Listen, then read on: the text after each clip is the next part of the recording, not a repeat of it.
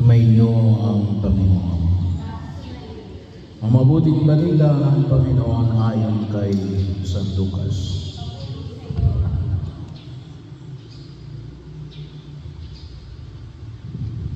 Noong panahon yun, pinadayas ni Jesus ang isang demonyong sanhi ng pagkapipi ng isang lalaki. At ito'y nakapagsalita na mula noon. Nang kilala sa mga tao, ngunit ang ilan sa kanila nagsabi, si Beelzebul na prinsipe ng mga demonyo ang nagbigay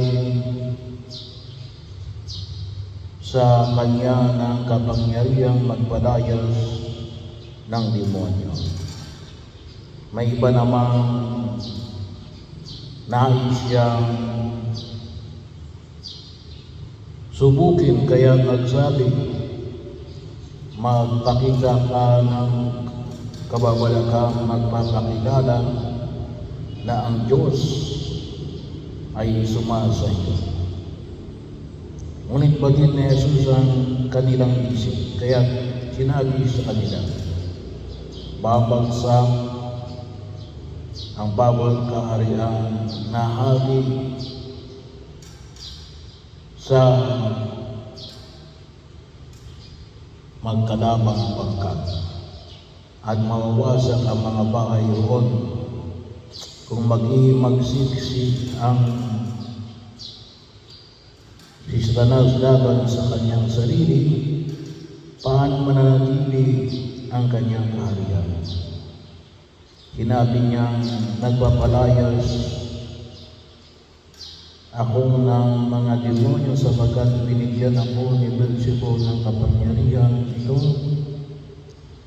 Kung ako'y nagpapalayas sa mga demonyo sa pamamagitan ni Beelzebul, sino naman nagbigay ng kapangyarihan sa inyong mga tagasunod na makagagawa ng gayon? Sila na rin ang magpapatunay na maling-mali kayo.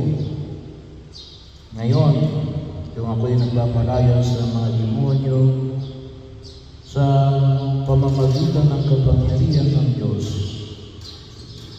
nangangahulugang dumating na sa inyo ang paghahari ng Diyos. Kapag ang isang taong malakas at nasa sandatahan